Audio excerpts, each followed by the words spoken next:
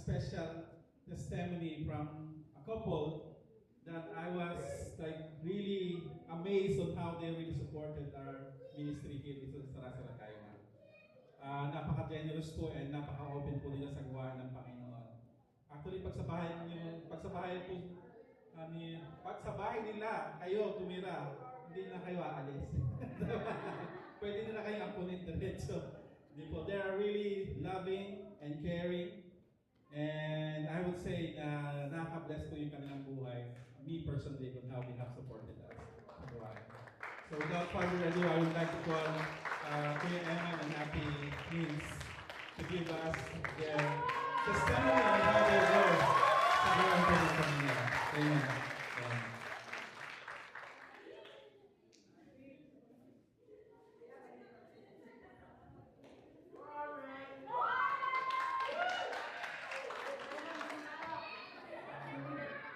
Truly that the Lord is amazing, and truly that He works in each and everyone's life, especially sa aming pamilya. We are really privileged for this opportunity to share with you our life testimony and how the Lord has worked in our lives, in our family, in our marriage. And sabi ni Pijaw, last time na nag-meeting kami, Ate Liz, pagsalitain mo si Kuya Emma na. So, I didn't prepare mine, Pastor, honestly. I just based my Thanksgiving for this afternoon based on my husband's salvation testimony. And so, for this afternoon, the stage is him. And the stage is his kasi he really prepared for this. Hindi siya halos nakatulog kagabi para lang matapos yung writing niya. So, alam ko na kinakabahan siya, but I'm really thankful and I'm really glad and joyful na finally he stepped on this stage to share his life testimony. So, without further ado, the stage is yours, Mr. Duque.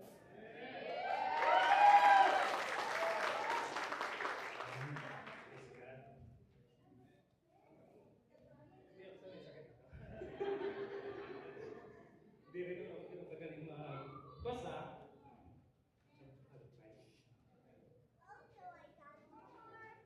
Magandang hapon po sa inyo lahat.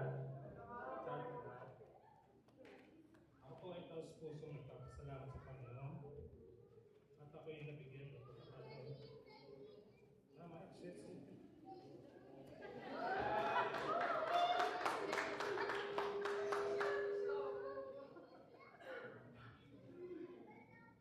Kung paano ko may isang Panginoon ang Diyos sa ako.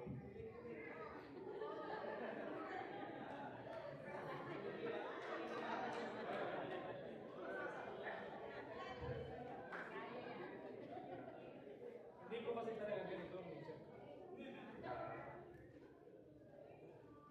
Alam mo kapatid ko yan, babae. Sa family namin,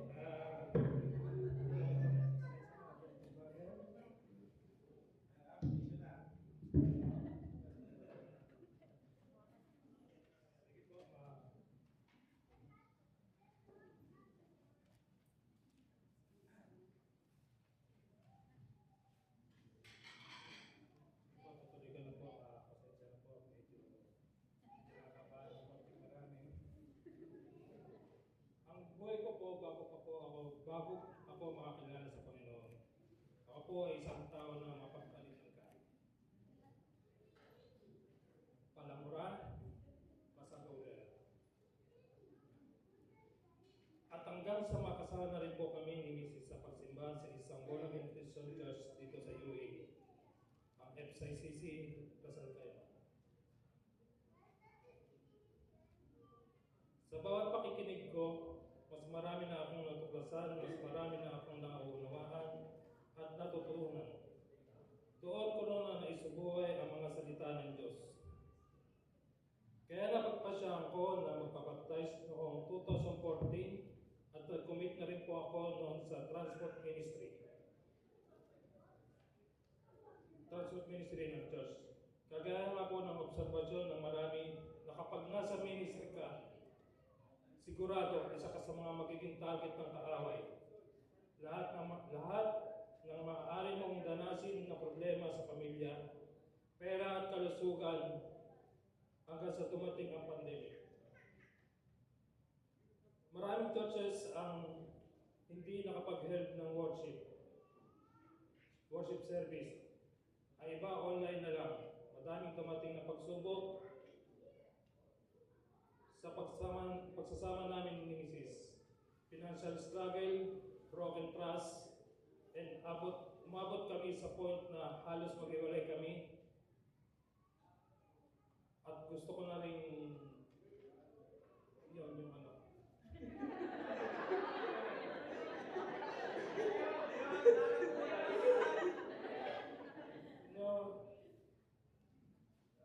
Yung magpakamatay pa. Pero dumating yung araw na sinuko ko lahat sa Panginoon at nanalangin ako, naghintay sa leading niya at binigyan ng kaliwanagan ng isip ko at ilabang ko na mabuo ang pamilya ko. Matagal at mahabang proseso ang inabot ng bago ko naayos ang pamilya ko. Hanggang sa ipinagkaloob ko sa amin ang prayer request namin mag-asawa na nagsimula pa noong 2015. Na palagi po namin binabanggit tuwing sa prayer meeting namin at yung magkaroon kami ng baby boy. 2021 po nang tugunin ng Panginoon ang panalangin na iyon. Doon ko tuluyan ang unawaan na God has perfect timings. Never early, never late. Another answered prayer at the time na pinanganak si Bilog by CS Delivery. Ang naging bill namin sa ospital ay umabot ng 23,000 dirham. At ang naging covered lang ng insurance is 10,000 dirham. Sa panalangin din nasagot ng Panginoon, nabawasan pa ng another 8,000 ng ginawang discount ng ospital. At still need 5,000. I have empty pocket. Once again, God extends His grace. Nakatanggap ako ng tawag mula sa co-work ko at sinabi nga na kinausap siya ng boss namin at kinumusta kaming mag-asawa. At sabihin daw sa akin na tawagan ko lang si boss kung kailangan ko ng tulong sa pagbayad ng hospital bills. And then I called my boss and I told him kung magkano pa yung amount na need namin para masettle ang bills. Hindi na ako nagdalang salita, sinabi ko sa kanya at pinapunta niya ako agad sa bahay niya at binigay sa akin ang saktong halaga na kailangan ko. Talaga napakabuti ng Panginoon. Hindi ko na po isa-isahin ang mga financial help na natanggap mula sa mga taong ginamit ng Lord para i-bless po ang aking pamilya. Going back sa time na after pandemic, ilang years din kami hindi nakaka-attend ng worship service. One day, napag-usapan namin ni Mrs. na parang may kulang at masyadong tahimik ang mga answered prayer namin. Pero kami walang ginagawang pagpupuri sa Panginoon. And praise God, ginamit ng Lord ang mga dati naming ka-church at sila po ang nag-invite sa amin dito sa IRM Sierra. Si Brother P. and Sis Joy na nag-for good na sa Pinas. Nagpapasalamat kami sa mainit na pagtanggap ng Iron Rock noong May 2024. Madami pa pong answered prayer blessings na dumating hanggang sa sinubok na naman ako ng aking health. Nagkaroon ako ng type 2 diabetes. Lumabo na po ang aking paningin.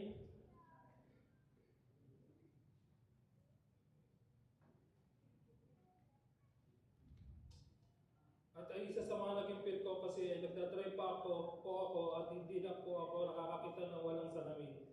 Pero dahil isinuko ko na rin sa Lord ang binigyan niya ako ng dahilan para ayusin ko naman ang health ko. Dahil di ba po kailangan ng paglilingkod? Pag naglilingkod ka sa Lord, ay ingatan mo rin ang kalusugan mo para makapaglingkod ka ng may joy. Sa tulong po ng doktor ko at ni Mrs., nagtiyaga sa pag-prepare ng meals ko, binago ang diet, bumalik sa normal ang sugar level ko in 3 months. Dati po ang sugar level ko, January is 400. Nag-normalize na yan, hindi na tumaas sa 120 na lang. Kita niyo naman, tiyan.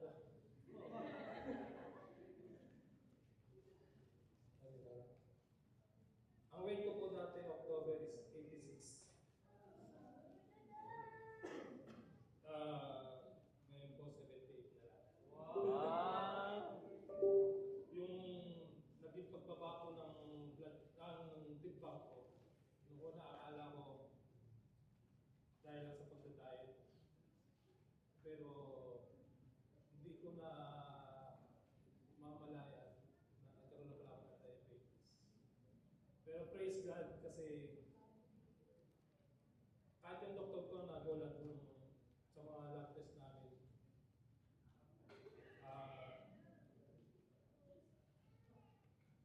Mabilis na bumaba ang blood sugar ko. May time pa nga na tinanong ko sa doktor ko, may posibilidad po ba na bumalik yung linaw ng mata ko?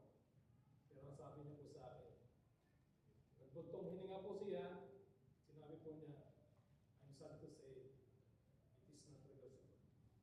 But praise God, bumalik po ng malinaw ang mata.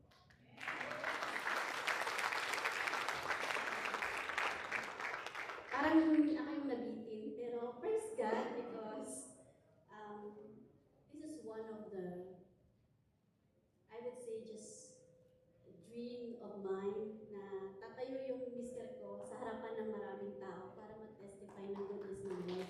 I know that everyone is a work in progress. Hanggat nandito tayo sa mundong ito, everyone is a work in progress. And I know that also him is not perfect. But I praise and thank the Lord God because I am living in my answered prayers. Hindi ko rin naintindihan, Pastor, kung bakit pumayag siya na sinabi niyo na kami yung magbigay ng testimony.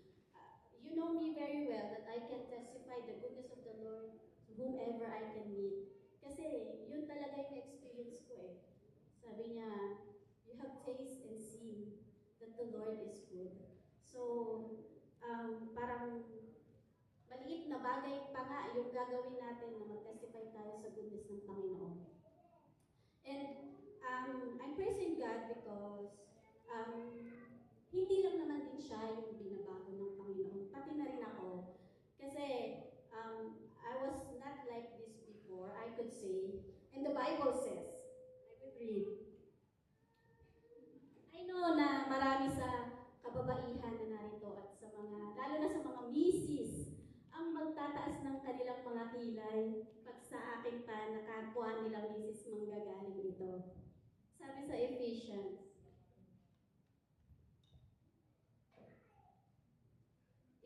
chapter 5, verse 22. Wives, submit to your own husbands as to the Lord. For the husband is the head of the wife, even as Christ is the head of the church. His body is himself its Savior. Amen.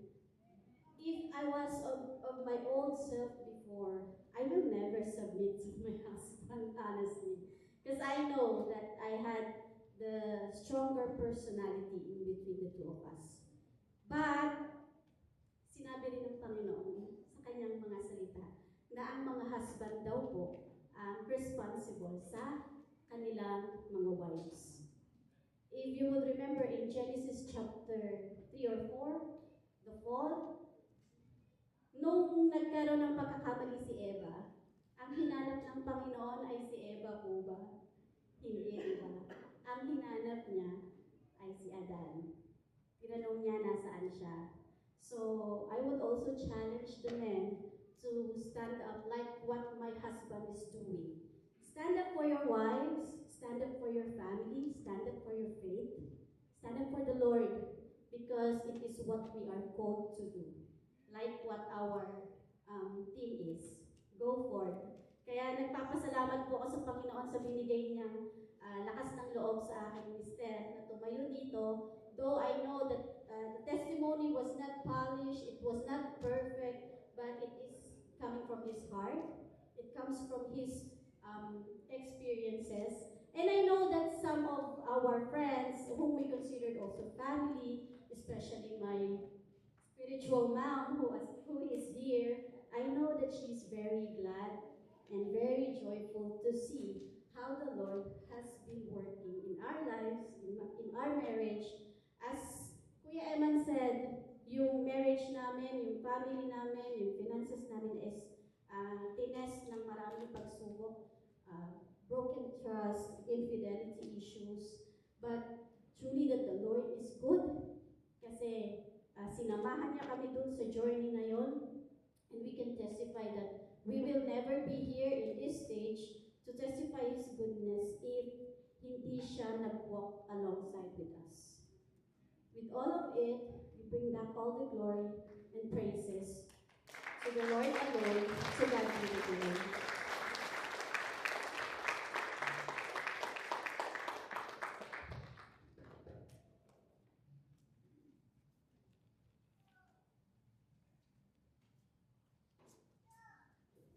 Yan, salamat po.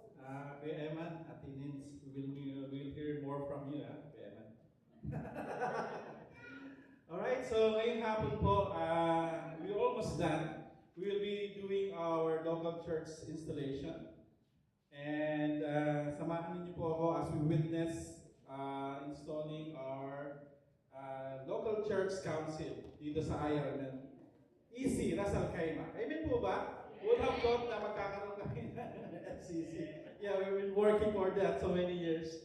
But ngayon po is, we will proclaim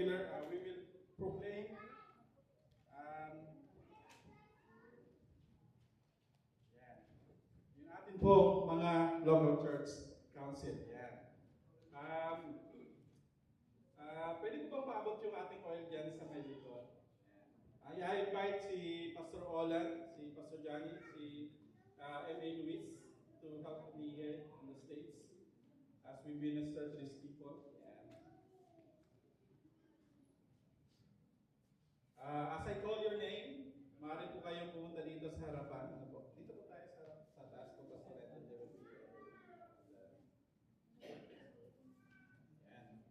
So, unahin ko po, tawagin po natin ang ating singles head, Brother Seb Perio.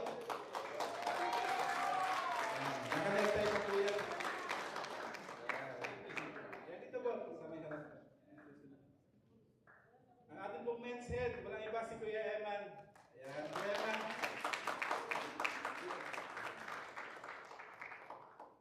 Kuya Eman. Ang susunod po nating leader, women's head, and also our finance auditor. Walang iba kundi si Ate Nins.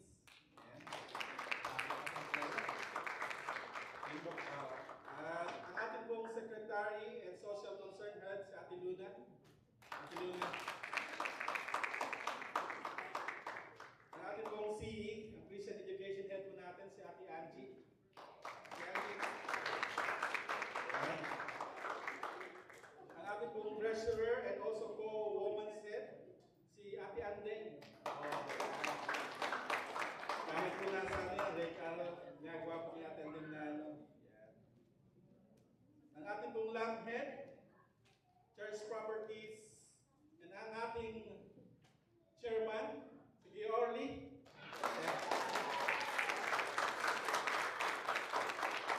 At si Brother Jonas, ang nakasama natin sa social media, advisor nila sa youth, co-leader ni Pastor Olan sa social media.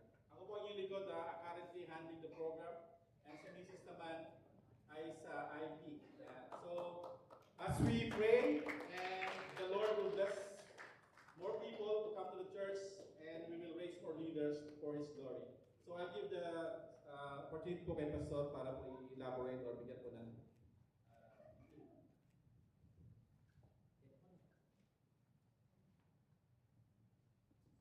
Magandang gabi po ako sa inyo pong muli. Abot po tayo ng 9 na oras bago po mataas. Siguro po ang ilan mga bagay na mga tagubilin po sa inyo pong mga ministry na inyo pong hahawakan. At hindi ko po maibigay sa inyo ang lahat ng kabuuan ng mga responsibilities po ninyo, mga pananagutan bilang mga member ng ating local church council, ay gagawin po natin ang inyong panunumpa sa inyo pong pagtayo ng mga katungkulan na pinagkatiwala sa inyo ng Panginoon. Pwede po ba kayong humarap sa amin ng mga manggagawa po ninyo? Mga kapatid, nasa harapan po natin lahat ang mga member po ng local church council na magiging katuwang ng mga pastor po natin dito sa IRM Rock.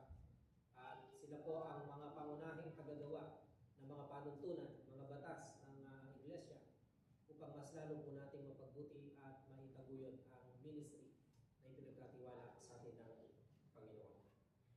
Mga kapatid, sa pagtayo po ninyo sa aming harapan upang tumalaga sa mga tungkulin na inyong tinanggap mula sa Panginoon, pakinggan po ninyo ang ilang mga paalala mula sa salita ng Diyos. Kaya nga mga kapatid, alang-alang sa masaganang habag ng Diyos, ako'y nakikiusap na ialay ninyo ang inyong sarili bilang isang handog na buhay, banal at kalugod-lugod sa Diyos. Ito ang karapat-dapat na pagsamba ninyo sa Diyos. Huwag kayong makiayon sa takbo ng mundong ito. Mag-iba kayo sa pamamagitan ng pagbabago ng inyong pag-iisip upang maunawaan ninyo ang kalooban ng Diyos, kung ano ang mabuti, kalugod-lugod, at ganap na kalooban ng Diyos. Kayo ang ilaw ng sanlibutan. Ang isang lungsod na nakatayo sa ibabaw ng burol ay hindi maitatago. Wala din namang taong nagsisindi ng ilaw at pagkatapos ay inilalagay iyon sa ilalim ng takalan. Sa huli, inilalagay sa talagang patungan upang matanglawan ang lahat ng nasa bahay. Gayon din naman mga kapatid, dapat ninyong paliwanagin ang inyong ilaw sa harap ng mga tao upang makita nila ang inyong mabubuting gawa at papurihan ang inyong Ama na nasa langit. Huwag maging tamad sa pagsusumikap, maninga sa Espiritu, maglingkod sa Panginoon, magalak sa pag-asa, magmatiisin sa kapighatian, magmatyagain sa pananalangin, at maging mapagpatuloy. Mga kapatid, dapat ninyong malaman na ang tungkuling inyong tinanggap ay hindi nagmula sa tao, kundi sa Diyos na sa inyo'y humirang at nagkaloob sa inyo sa pamagitan ng Kanyang Espiritu Santo.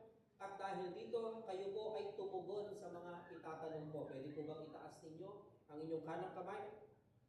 Mga kapatid, nararanasan ba ninyo sa inyong puso na ang Diyos ang siyang tumawag sa inyo upang manungkulan sa tungkuling iniatang sa inyo ng Diyos? Nangangako ba kayo sa Diyos at sa harapan ng kapulungan ito na inyong tutuparing may pagpapakasakit at pagpapakumbaba ang lahat ng tungkulin taglay ninyo ngayon? Nangangako ba kayo na tutuparin at ipatutupad naman sa iba ang mga palutuntunan at batas na umiiral sa ating iglesia? Ipinapangako rin ba ninyo na igagalang ang mga punong nakakataas at susunod sa kanilang mga atas sa ikagagaling at ikauunlad ng iglesia? Kayo po ba'y naniniwala na kung inyong tutuparin ang inyong mga tungkulin at tinupad ninyo ang kalooban ng Diyos? Dahil po dito, pwede niyo po bang bigkasin ang inyong pangalan at inyong katungkulan? Ako sa ilalim ng aking matibay at matapat na panunumpa sa harap ng Diyos, ay nangangako sa buong karangalan na aking tutuparin ang lahat ng tungkulin na iniatang sa akin ng Panginoon sa pamagitan ng iglesyang ito. Igagalang at tutuparin ko ang mga palutuntunan at batas na umiiral sa iglesia. Ipinapangako ko rin na iilagan ang lahat ng gawa at na makapagpapatisod sa mga kapatid at makapagbibigay bahid sa karangalan at kalinisan ng Iglesia at ng aking Panginoon na nagbigay sa akin ng buhay at tumawag sa paglilingkod. Tulungan nawa ako ng Panginoong Diyos. Amen. Panalangin po namin kayo.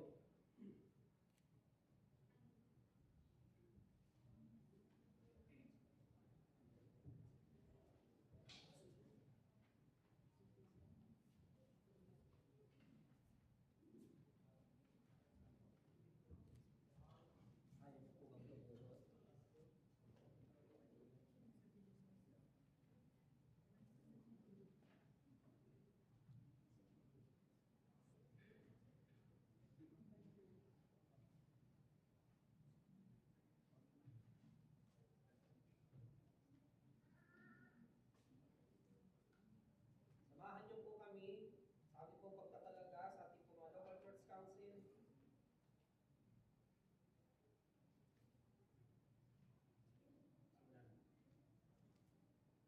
Panginoon, pagpapahin po ng gabi sa aming kapatid bilang magtatalaga sa kanyang lagi po yung pagsasakap sa bilang isang pagkakaan. Ako rin nag-aaral sa abitin mo sa siyang pagmarami ng mga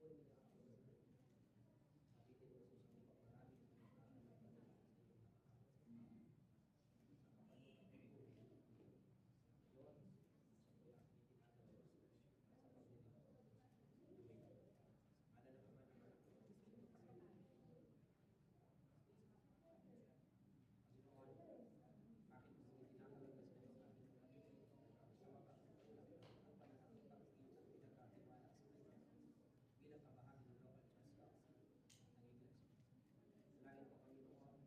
Salamat po Panginoon, ito ay marami sa upang makatulong at makaampat sa mas lalong ikaw ang pusay ng Iglesia kung magitan ng pagkakuwagyan sa ilang mga karunungan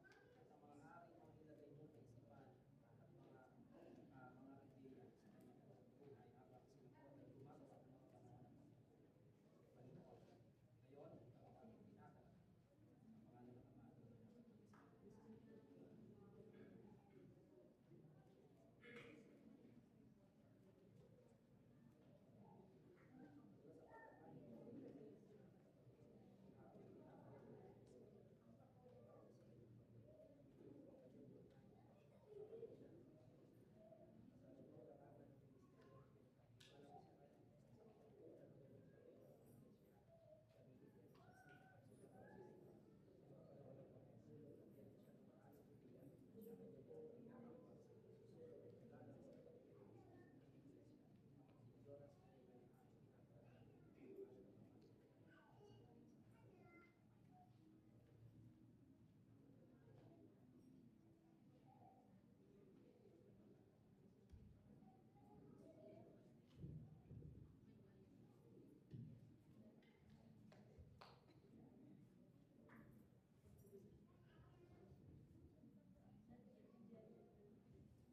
Uli po mga kapatid, nasa inyo pong harapan ang bumubuo ng ating local church council, ang Ayaw ng Ministry sa Hasal Kaima.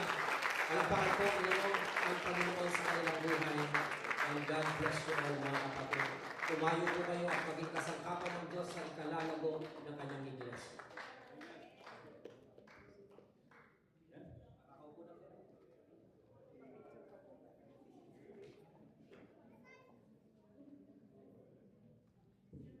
Alright, so we're almost end po. Yan, tawagin ko na po yung ating mga presider sa ating pong acknowledgement. And we'll be praying for the food. And while we're having our dinner, magkakaroon po tayo ng mga video greetings. Mapapanood po natin dito sa screen. I may call now Ate Jen and Brother Jonas.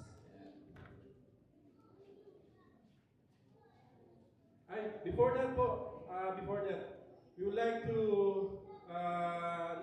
give our token of appreciation kay Pastor Johnny. Yan. May I call Kuya Orly as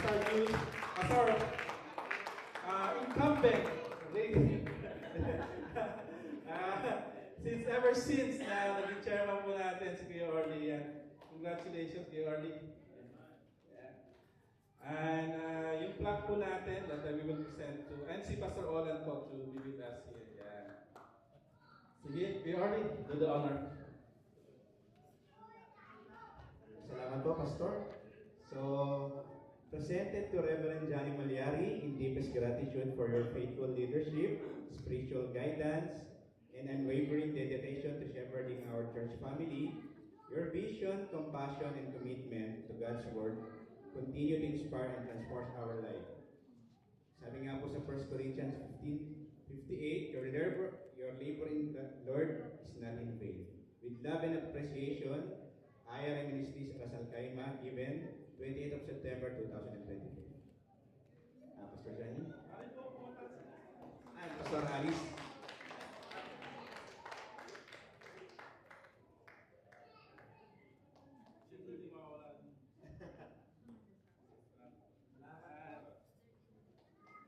Para ako nagtagumpay yun.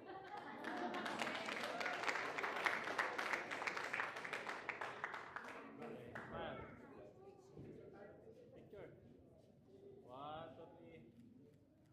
Ito pa. 1, 3. Ayan, salamat po, Pastor. Ayan, I will give back now to our presiders. Pwede na gawin penta.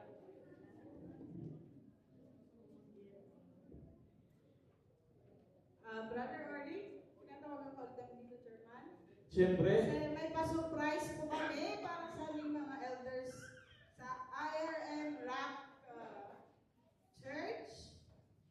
Siyempre, hindi rin mawawala po dyan. Tinatawagan po ulit natin sila PO and Pastor Jonathan para po sa surprise na ito. At saka po si Kuya Luis din po, tinatawagan din po sa harapan. Siyempre may plaque din po sila, hindi lang po si Opo. Tijan.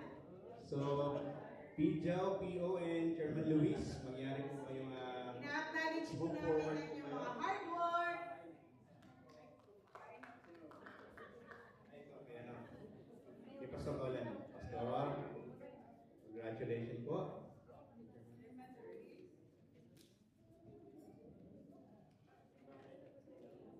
So, para po kay Chairman Luis, Certificate of Appreciation. This certificate is proudly presented to M.A. Luis Alota for your tireless service and faithful labor in advancing the mission of IRM Evangelical Church. Your commitment to God's work reflects your heart for ministry and has touched countless lives. God is not unjust. He will not forget your work and the love you have shown Him. Hebrews 6:10. So,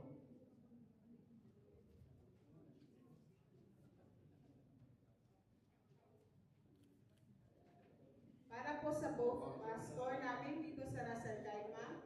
okay? So, parehas lang po siya ng message. Pijao and Pastor Olan, para po sa inyo to. With deepest gratitude, presented to Pastor Olan Alagao and Pastor Jonathan Hintapa.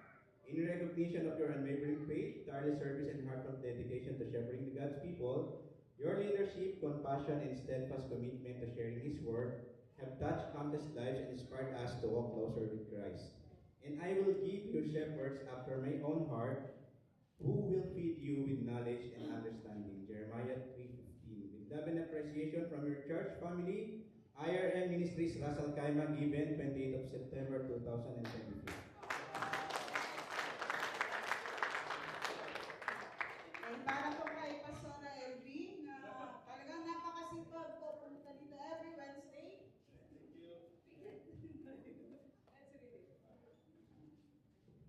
This certificate is proudly presented to Pastora Elvira C. Gentapa for your tireless service and faithful labor in advancing the mission of IRM Evangelical Church. Your commitment to God's work reflects your heart for ministry and has touched countless lives. Pastora, kahit wala po kayo dito, but yet your hard work is well acknowledged po. Amen. 1, 3. Ito pa. Lahat. Ito pa. 1, 3.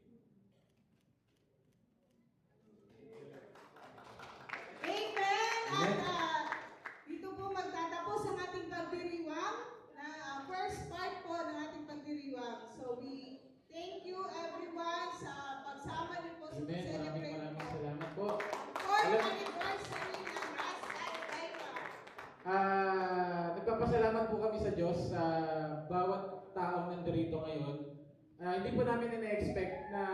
po ay binubuo ng 90 ngayong araw na ito. Kaya nagpapasalamat po kami. Nagpapasalamat po kami sa Panginoon. Gusto ko lang din po i-acknowledge, hindi po namin nabanggit kanina yung mga VIPs natin. Palakpakan na lang po natin pag binanggit ko po yung mga pangalan nila. Andiyan po sila, Sister Desiree, Sister Gino Mark, Brother Gino Mark, Jane Faith Manubas. Sister Jane Faith Manubas. Sister Audrey, Sister Hels Leo. at Sister Ella, si Sister Patricia. Sister Ruler Lorenzo. Joshua Kapati. Bensel, at si Maria Delina, Duque, and ang ating pong mga kapatid na si Benedict at si Sister Ellen. maraming salamat po sa buhay niyo. Welcome and thank you for coming. And ngayon po, huwag po kayo malungkot. Masaya po tayo sa ating part 2 because we're about to pray for the food. Tinatawagan ko po si Brother Seth para po sa paglinda na prayer. Ay, doxology pa muna. Pasensya na, nagutom ako kasi ako. Sorry. Alimutan mo. Tinatawagan po si Pastor Johnny for our closing prayer and At doxology. saka doxology pa. Ay, pulahan na ito ngayon.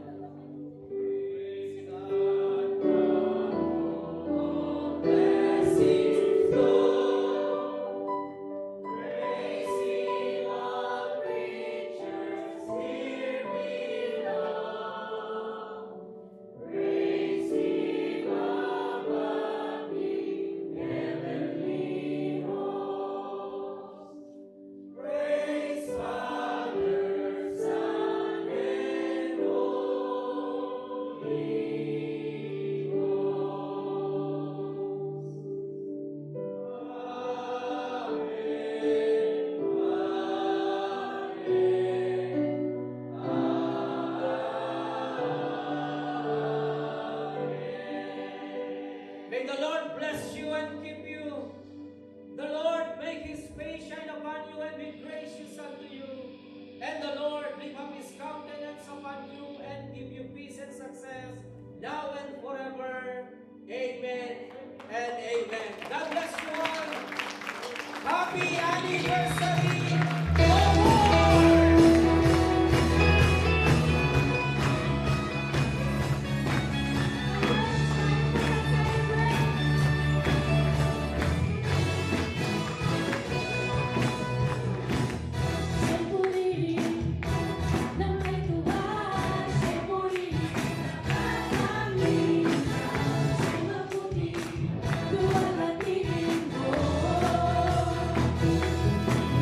you.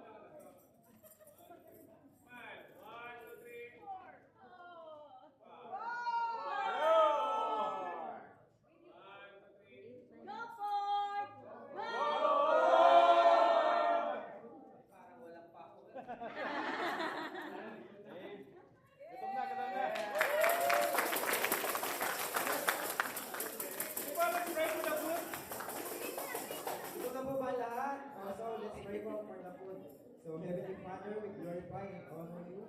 Ikaw po ang source ng aming saya at ng aming strength ngayong araw. We thank you because without you, this celebration will be impossible. Lord, we humbly ask for your forgiveness kung may shortcomings kami in our thoughts, words, or actions. Cleanse our hearts so we can enjoy this fellowship with sincerity and joy. Thank you for the success of our anniversary celebration. Thank you for keeping us united as one church family and for showing us your faithfulness all these years. We also grateful for the food prepared before us and for the hands that worked hard to make this possible.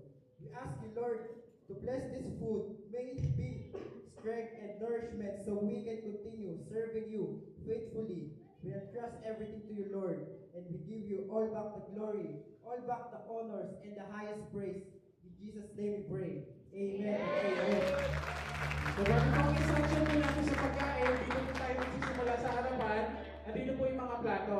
Unahin na po natin, tinatawagan po natin yung mga pastors, at saka po yung mga MA, sila po ang mauna. And then yung mga VIPs po sunod at sunod-sunod na po. Dito po dito po sa unahan. Sige po.